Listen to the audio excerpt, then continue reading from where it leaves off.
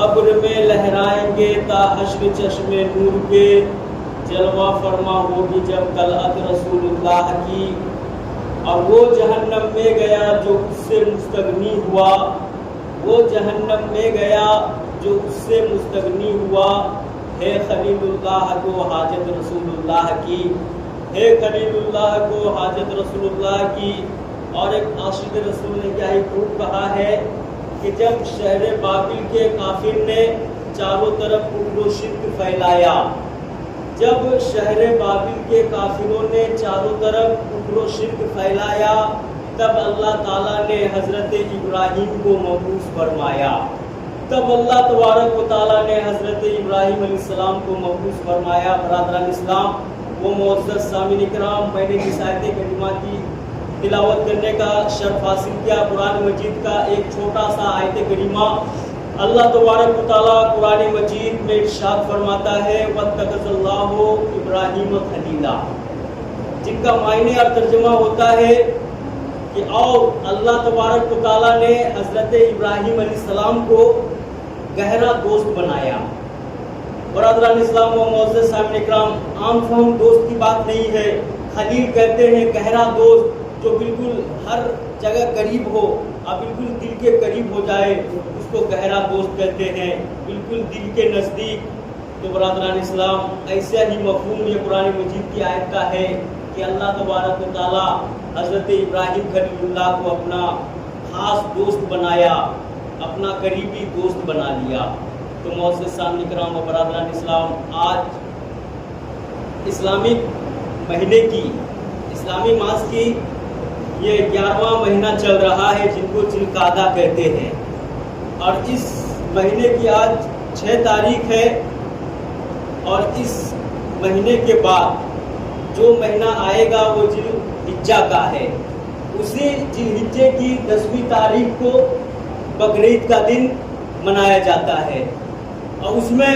حضرت ابراہیم خلیل اللہ علیہ السلام کی سنت کو زندہ کیا جاتا ہے، یعنی قربانی کی جاتی ہے، یہ بھی ایک عبادت ہے۔ تو برادران اسلام و معزز سامعین کرام، اسی لیے چند منٹ کے لیے ابراہیم علیہ السلام کے حالات زندگی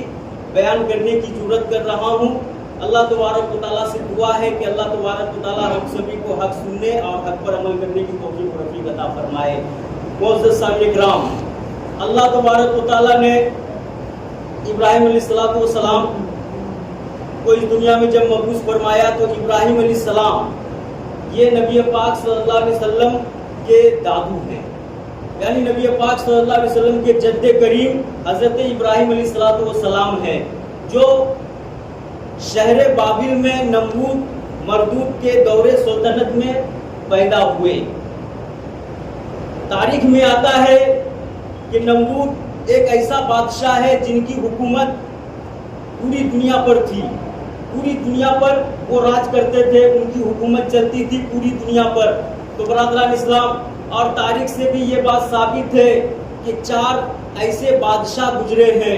4 ایسے سرکار گزرے ہیں جن کی حکومت پوری دنیا پر تھی۔ ان میں سے 2 بادشاہ مومن مسلمان تھا اور 2 بادشاہ کافر تھا۔ جو 2 بادشاہ مومن اور یہ مسلمان تھے، ان میں سے پہلا حضرت سکندر ذوالقرنین رضی اللہ تعالیٰ عنہ ہے، اور دوسرا بادشاہ حضرت سلیمان علیہ السلام ہے۔ یہ دونوں مسلمان کے، یہ دونوں مومن ایسے بادشاہ ہیں جن کی حکومت پوری دنیا پر تھی،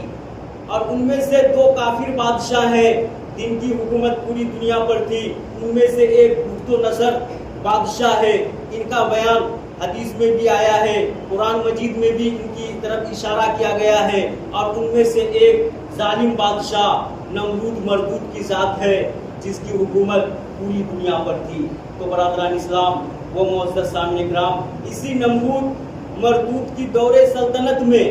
حضرت ابراہیم علیہ السلام پیدا ہوئے۔ جب ابراہیم صلی اللہ علیہ وسلم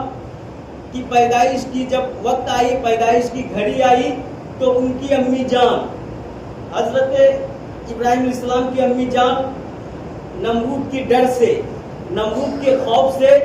ایک جنگل کے تہہ میں چلی گئی۔ روزانہ جاتی تھی، یعنی کہ وہ इब्राहिम अलैहिस्सलाम की जो अम्मी जान थी वो हामला थी। अब उसको यकीन हो गया कि अब जो मेरे पेट में बच्चा पल रहा है, अब ये वो घड़ी आ गई है, विलायत का समय आ गया है। तो इब्राहिम अलैहिस्सलाम की अम्मी पहले से ही जंगल के एक तहखाने में ठिकाना बना लिया था कि जालिम बादशाह की डर से इसी जंगल में मैं आऊंगी और अपने बच्चे को जन्म दूंगी, ताकि वो जालिम बादशाह के खौफ से, जालिम बादशाह की डर से मेरा बच्चा महफूज रहेगा और जालिम बादशाह की नजर इन पर ना पड़ेगी। तो बरादरान इस्लाम व मोअज़्ज़ज़ सामने कराम, जब पैदाइश का टाइम आ गया, पैदाइश का समय आया, तो इब्राहिम अलैहिस्सलाम की माँ जंगल की तरफ चली जाती है और उसी जंगल के तहखाने में इब्राहिम अलैहिस्सलाम की पैदाइश हो जाती है। इब्राहिम अलैहिस्सलाम का इस दुनिया में वजूद हो जाता है। तो मोअज़्ज़ज़ सामने कराम, अब इब्राहिम अलैहिस्सलाम को उसी जंगल में रखकर उसकी अम्मी जान घर आती थी और जब दूध पिलाने का समय हो जाता था, दूध पिलाने का टाइम हो जाता था, तो उसकी माँ जाती और दूध पिला करके वापस आ जाती। और तारीख में ये बात आई है कि इब्राहिम अलैहिस्सलाम की उम्र, यानी इब्राहिम अलैहिस्सलाम इतने तेजी से बढ़ रहे थे जैसे कि एक साल में आम बच्चा जितना बढ़ता है उतना इब्राहिम अलैहिस्सलाम एक महीने में बढ़ते थे। इब्राहिम अलैहिस्सलाम इतनी जल्दी बढ़ रही है इब्राहिम अलैहिस्सलाम की उम्र, और जल्दी बड़े हो जा रहे हैं। तो मोअज़्ज़ज़ सामने कराम, जब तारीख में आता है, इतिहास में आता है कि जब इब्राहिम अलैहिस्सलाम की उम्र 13 साल या 17 साल की हो गई, तो इब्राहिम अलैहिस्सलाम ने अपनी माँ से पूछा कि अम्मी जान, हमारा पालने वाला कौन है, यानी मुझको पैदा करने वाला कौन है, हमारा रब कौन है। तो इब्राहिम अलैहिस्सलाम की अम्मी कहती है कि इब्राहिम, तेरा पैदा करने वाला तेरी माँ है, मैंने तुमको पैदा किया। तो जब इब्राहिम अलैहिस्सलाम ने ये बात सुना तो इब्राहिम अलैहिस्सलाम ने कहा कि अम्मी जान, तुम्हारा रब कौन है, तुमको पैदा करने वाला कौन है। तो इब्राहिम अलैहिस्सलाम की माँ कहती है कि तेरा बाप है मुझको पैदा करने वाला। तो जब इतना सुना तो इब्राहिम अलैहिस्सलाम अपनी माँ से कहता है कि मेरे बाप को पैदा करने वाला कौन है, मेरे बाप का जो रब है वो कौन है। तो जब ये बात सुनी तो उसकी माँ गुस्से में आ गई, कहती है कि इब्राहिम, अब इससे आगे कुछ सवाल मत करना, अब बिल्कुल खामोश हो जाओ। तो जब इब्राहिम अलैहिस्सलाम को बिल्कुल सेटिस्फैक्टरी जवाब नहीं मिली, इत्मीनान बख्श जवाब नहीं मिला, तो उसकी माँ ने,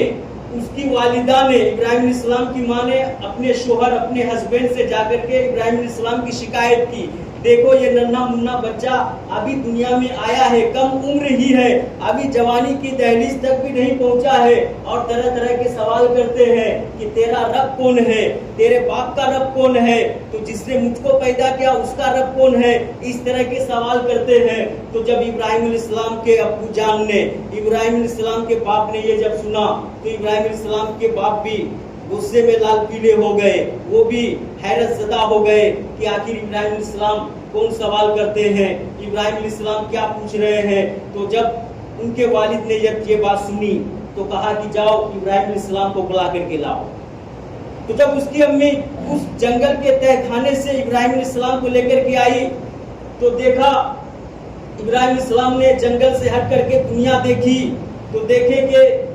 शाम का वक्त है, सूरज डूबने का टाइम है, और लोग उसी सूरज की इबादत कर रहे हैं, और कुछ लोग मिट्टी का पुतला बनाकर अपने हाथों से उन्हीं के सामने सजदा कर रहे हैं, और कुछ लोग और किसी को खुदा बनाए बैठे हैं। तो इब्राहिम अलैहिस्सलाम ने उन लोगों को कहा कि तुम इसकी पूजा कर रहे हो, ये सूरज डूबने वाला है, थोड़ी देर बाद गुरूब हो जाएगा, आसमान में तारीकी छा जाएगी, उसके बाद सितारे निकल पड़ेंगे, चांद रोशन हो जाएंगे। तो कुछ लोग चांद के भी पूजा करने वाले नजर आने लगे, सितारों के भी पूजा करने वाले नजर आने लगे। तो इब्राहिम अलैहिस्सलाम ने खुलासा करके बता दिया कि तुम लोग ऐसे की पूजा कर रहे हो जो डूब जाता है, आज डूबता है फिर कल उगता है, वो खुदा नहीं है। जो खुदा होगा वो कभी नहीं डूबेगा, जो खुदा होगा वो निकला है तो निकला ही रहेगा। अगर बोले कि चांद खुदा है तो चांद रात में निकलता है,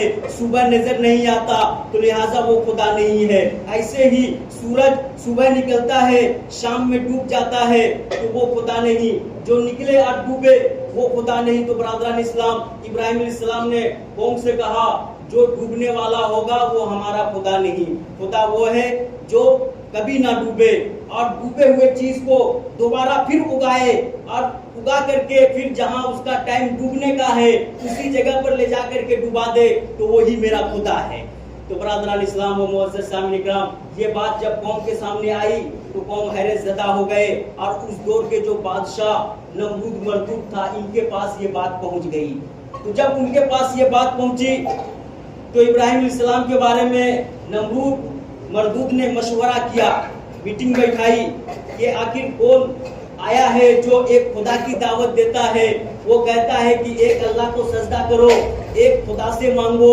اور یہ چاند سورج مٹی مورتی کے بتوں کا انکار کرتا ہے, ایک خدا کی دعوت دیتا ہے. جب ان کے وزراء نے بڑے بڑے افسروں نے ان کی میٹنگ میں شرکت کی تو نمرود بادشاہ نے کہا ایسا کرو تم لوگ ہر کوئی 30 گز لمبا اور 20 گز چوڑا ایک پتھر کی دیوار بناؤ اور اس پتھر پر کئی مہینوں تک ہر کوئی اپنے اپنے گھر سے لکڑیاں ڈالو اور اس پر آگ جلایا جائے گا اور ابراہیم علیہ السلام کو اسی آگ پر زندہ ڈالا جائے گا. اسی آگ پر جو ہمارے معبود کو برا بھلا کہتا ہے, جو یہ چاند میرا خدا ہے, سورج کی ہم عبادت کرتے ہیں, ان کے بارے میں وہ انکار کرتا ہے تو ہم اس کو آگ میں ڈالیں گے, یہ سزا دیں گے. یہ بادشاہ کا حکم ہے جن کی حکومت پوری دنیا میں ہے. ابھی بادشاہ جس کی حکومت بنگال میں چل رہی ہے اگر وہ اعلان کر دے کہ اگر کسی نے بھی ووٹ نہیں دیا تو اس کا آئی ڈی بلاک ہو جائے گا, آدھار کارڈ کوئی کام کا نہیں رہے گا, تو دور دور سے لوگ گھر کو آ جائیں گے, ووٹ ڈالنے کے لیے تیار ہو جائیں گے. اسی طرح نمرود بادشاہ نے حکم دے دیا کہ تم تمام کے تمام لکڑیاں جمع کرو اور اتنے گز کی 30 گز کی لمبا ہاتھ کا ایک پتھر کی دیوار تیار کرو اور 20 گز چوڑا ہونا چاہیے اور ہر کوئی اس پر لکڑیاں ڈالے. لگ بھگ 2-3 مہینہ اس پر لکڑیاں پھینکے اور جو لکڑیاں نہیں ڈالے گا یا ابراہیم علیہ السلام کے ساتھ ہو جائے گا تو ان کو بھی ابراہیم علیہ السلام کے ساتھ ان آگ میں ڈال دیا جائے گا. برادران اسلام نمرود بادشاہ نے یہ اعلان کیا. اب سب خوف زدہ ہو گئے, یہ بادشاہ کا حکم ہے, یہ کام کرنا ہی پڑے گا. جب وہ دیوار پتھر کی تیار ہو گئی 30 گز لمبا اور 20 گز چوڑا, اب کئی مہینوں تک اس پر لکڑیاں ڈالتے رہے. اب جب آگ لگانے کا وقت آ گیا تو نمرود نے آگ لگایا اور آگ کے انگار, آگ کے شعلے بالکل آسمان سے باتیں کرنے لگے. اس طرح آگ پھیلا, آگ کی گرمی سے اب اس محلے کے لوگ, اس شہر کے لوگوں کا جینا حرام ہو گیا. ان کی تپش سے, ان کی گرمی سے اب ان سے برداشت نہ ہونے لگا. اب وہ لوگ بھی پریشان ہو گئے کہ کب ابراہیم علیہ السلام کو اس آگ میں ڈالے, اور آگ کے انگار یہاں تک باتیں کرتے تھے کہ اس آگ کے اوپر سے کئی کوس اوپر سے کوئی چڑیا یا پرندہ اڑتا تو آگ کی گرمی سے جل کر کے اسی آگ پر گر جاتی تھی. جب ایسا آگ ہو گیا تو نمرود نے ابراہیم علیہ السلام کو بلایا اور کہا کہ اس کو ایک جنبنیک میں باندھ دو. جنبنیک کہتے ہیں کھجور کا پیڑ ہوتا ہے, کھجور کے پیڑ میں ایک رسی باندھی جاتی ہے اور ایک جھولا کی طرح بنایا جاتا ہے. ابراہیم علیہ السلام کو اسی میں جکڑ دیا گیا, زنجیر سے باندھ دیا گیا اور ایک جلاد کو, ایک ظالم کو حکم دیا کہ تم اس کو پکڑ کر کے پھینکو تاکہ ابراہیم علیہ السلام کو یہاں سے اگر پھینکیں تو ڈائریکٹ وہ آگ میں گر جائے. اسی کو اردو زبان میں منجنیق کہتے ہیں, جو کھجور کے پیڑ سے لٹکایا گیا تھا. جب ابراہیم علیہ السلام کو لٹکا دیا گیا, ایک ظالم کو حکم دیا کہ اب تم اس کو دھکا دو تاکہ یہ گر کر کے اس آگ میں گر جائے. جب اس ظالموں نے اس رسی کو کھولا اور ابراہیم علیہ السلام کو جھٹکا دیا, ابراہیم علیہ السلام اس آگ میں گرے. جب ابراہیم علیہ السلام اونچائی سے اس آگ میں گر رہے تھے تب حضرت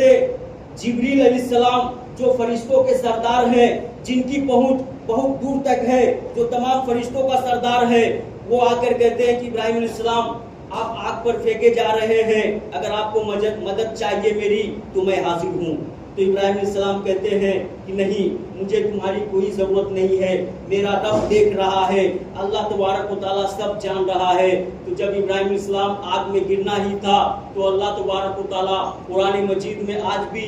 یہ آیت کریمہ موجود ہے کہ یا نار کونی بردوں و سلامہ علی ابراہیم، اے اللہ تبارک و تعالیٰ نے آگ کو حکم دیا، جو اللہ آگ کو پیدا کرنے والا ہے، پانی کو پیدا کرنے والا ہے، دنیا کی ہر چیز پیدا کرنے والا ہے، وہ خدا آگ کو حکم دیتا ہے اے آگ تم ابراہیم کے حق پر ٹھنڈی اور سلامتی والی ہو جاؤ۔ تو ابراہیم علیہ السلام اونچائی سے آگ پر گرے اور بالکل آگ ٹھنڈی ہو گئی، ابراہیم علیہ السلام کا ایک بال بھی بیکا نہ گیا، ابراہیم علیہ السلام کا ایک بال بھی نہ جلا۔ تو برادران اسلام، اور آگ کے جو انگارے تھے، آگ کے جو شعلے تھے، آگ کے جو اگل بگل چنگاریاں تھی، ان کے انگارے سب کے سب پھول بن گئے۔ تو برادران اسلام وہ معزز سامعین کرام، جب یہ ماجرا نمرود مردود اپنی بلڈنگ کے اونچائی سے ایک تخت لگا کر کے دیکھ رہا تھا کہ ابراہیم علیہ السلام آگ میں گرے، اتنی اونچائی سے پھینکا گیا اور کئی سال تک اس میں لکڑیاں جمع کی گئی اور ابراہیم علیہ السلام صحیح سلامت ہے، اب وہ بھی تخت لگا کر کے بیٹھے ہیں اور چاروں طرف بالکل پھولوں کا گارڈن بن گیا ہے، پھولوں کی باغ بن گئی ہے۔ تو جب یہ نمرود نے دیکھا تو نمرود بھی حیرت زدہ ہو گیا، آپ کیا کرتے؟ کیونکہ نمرود اپنے آپ کو خدا سمجھ لیا تھا، نمرود اپنے سامنے لوگوں کو جھکواتا تھا، سجدہ کرواتا تھا، مگر وہ اس بات کو لوگوں کے سامنے بیان نہ کیا۔ روایتوں میں آتا ہے کہ ان کی ایک خوبصورت اور حسین ایک لوتی بیٹی تھی جن کا نام رگیفہ تھا۔ جب اس کی بیٹی نے یہ ماجرا سنا کہ میرے ابو جان نے ایک نبی کو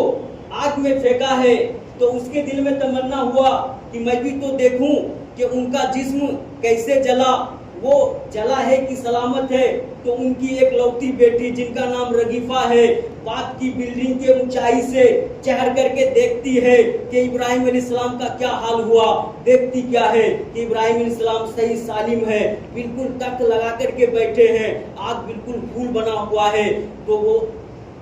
اس کی بیٹی دیکھ کر کے گھبرا جاتی ہے اور ان کے دل میں ایمان پیدا ہو جاتا ہے اور وہ وہی اونچائی سے بلڈنگ سے پکار کر کہتے ہیں ابراہیم جو تیرا دین ہے وہ بالکل حق ہے، میں تیرے دین پر ایمان لاتی ہوں۔ تو ابراہیم علیہ السلام آگ کی گہرائی سے ہی کہتا ہے کہ تو بھی اگر ایمان لانی چاہتی ہے تو پڑھ لے لا الہ الا اللہ ابراہیم خلیل اللہ۔ تو وہ بادشاہ کی بیٹی بلڈنگ کے اونچائی سے پڑھتی ہے لا الہ الا اللہ ابراہیم خلیل اللہ، ابراہیم علیہ السلام کے دین پر ایمان لا لیتی ہے۔ جب نمرود جو ان کا باپ تھا اب پتا چلا کہ میری بیٹی ایمان لا لی ہے تو ان کو بھی ایک گھر میں قید کر دیا گیا اور کہا کہ جب تک تم ایمان نہیں چھوڑو گے تب تک میں تم کو طرح طرح کا سزا دوں گا۔ دھوپ میں گرم ریت میں اپنی بیٹی کو لٹاتا اور طرح طرح کے کوڑے مارتا، مگر ایمان کی محبت ان کے دلوں میں بچ جاتی ہے۔ جب ایمان کی محبت بچ جاتی ہے تو ابراہیم علیہ السلام کو اللہ تعالیٰ نے الہام فرمایا، اللہ تبارک و تعالیٰ نے ان کے طرف جبریل روح الامین کو بھیجا اور کہا کہ ابراہیم وہ نمرود کی بیٹی جو ایمان لا چکی ہے تم جاؤ اس کو وہاں سے لے کر کے اس شہر سے دور چلے جاؤ۔ ابراہیم علیہ السلام اس رگیفہ کو لے کر نمرود کی بیٹی کو لے کر دور چلے جاتے ہیں اور روایتوں میں آتا ہے اپنے بیٹے مدین کے ساتھ ان کی شادی کرا دی جاتی ہے، ان کا نکاح ان کے ساتھ ہوتا ہے۔ اور یہ بھی حدیث سے ثابت ہے کہ اللہ تبارک و تعالیٰ اسی نمرود کی بیٹی جو ایمان لائی تھی اسی کے پیٹ سے، اسی کے شکم مادر سے اللہ تعالیٰ نے 20 نبی کو پیدا فرمایا۔ تو برادران اسلام و معزز سامعین کرام، دیکھیں اللہ تبارک و تعالیٰ جس کو ایمان کی دولت سے سرفراز کر دے، چاہے اس کا باپ ظالم ہو یا چاہے پوری دنیا پر حکومت کرنے والا ہو، ایمان جس کے دل میں آ گیا تو ان کا صلہ دیکھیے اللہ تعالیٰ نے اتنے نبی کو مبعوث فرمایا۔ اللہ تبارک و تعالیٰ سے دعا ہے کہ اللہ تبارک و تعالیٰ ہم سبھی کو ابراہیم علیہ السلام کی سنت کو اپنانے کی توفیق و رفیق عطا فرمائے اور نبی پاک صلی اللہ علیہ وسلم کے نقش قدم پر چلنے کی توفیق و رفیق عطا فرمائے۔ اور آئندہ گفتگو انشاءاللہ اگلے جمعہ اگر سمے ملے گا تو بیان کیا جائے گا، انہی چند باتوں پر عمل کی توفیق